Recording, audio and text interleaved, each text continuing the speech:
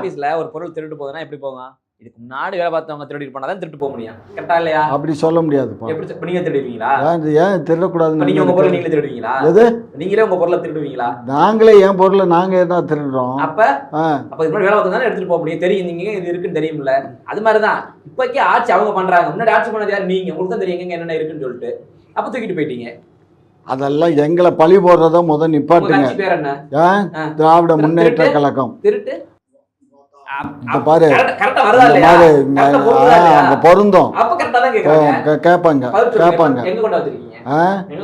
அவங்க ஆத்தா மடியில. அப்புறம் என்னத்துக்கு கேக்குற? எங்க மேல குற்றச்சாட்டு நீ வழக்கு நீதிமன்றத்துல தொடரட்டும்டா. அன்னைக்கு பேசுறோம்டா. எங்க பேர்ல எஃப்ஐஆர் போடட்டும்டா.